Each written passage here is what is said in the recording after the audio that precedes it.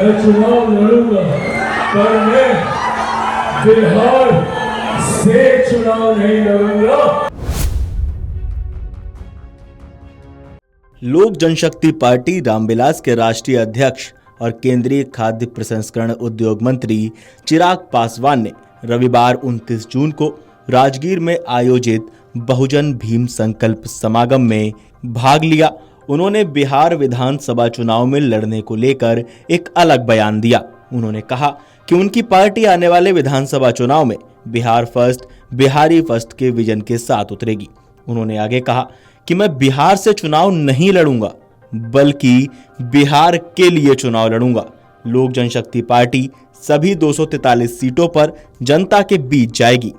आप चिराग पासवान का बयान सुन लीजिए।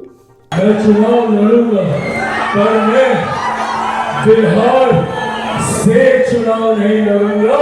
मैं बिहार के लिए चुनाव लड़ूंगा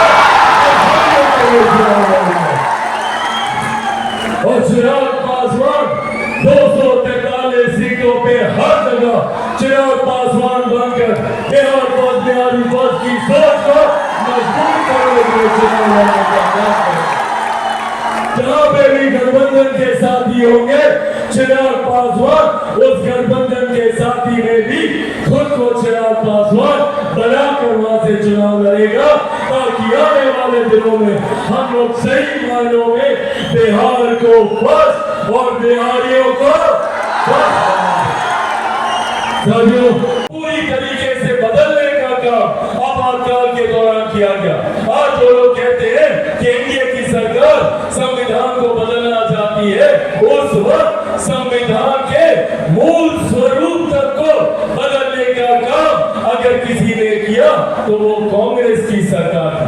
ये हकीकत कांग्रेस की और उनके नेताओं की घर घर तक पहुंचनी जरूरी है। याद करें उस आपातकाल का वो दौर, जितने बुजुर्ग यहाँ पर मौजूद हैं, किस तरीके से युवाओं को, जिसमें अधिकांश अनुसूचित जाति जनजाति से आने वाले युवा थे, गरीब वर्ग से आने वाले युवा थे, पिछड़ा वर्ग से आने वाले युवा थे, अल्पसंख्यक समाज से आने वाले युवा थे, किस तरीके से जबरन उन्हें पकड़कर उनकी नसबंदी कराई जाती थी, किस तरीके से उनके ऊपर अत्याचार किया जाता था।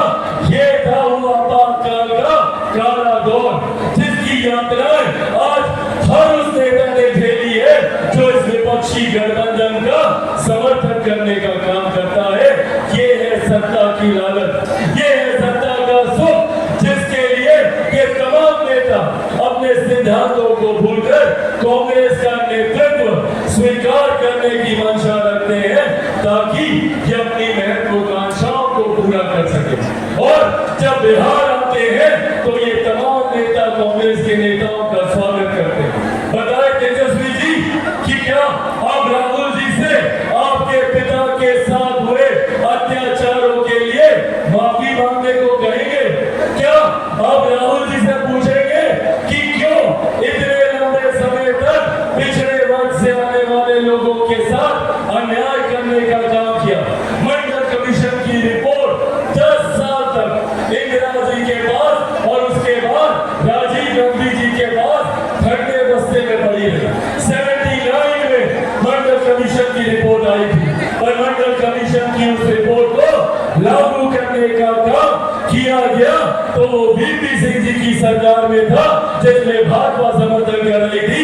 और मेरे नेता, मेरे पिता आदरणीय रामविलास पासवान जी उस सरकार में श्रम एवं कल्याण मंत्री होने की हैसियत से उन्होंने इस मंडल कमीशन की रिपोर्ट को लागू करने का काम किया। अगर आप ये वीडियो YouTube पर देख रहे हैं तो हमारे चैनल को सब्सक्राइब कर बेल आइकन दबाएं और Facebook पर देख रहे हैं तो हमारे पेज को लाइक करें।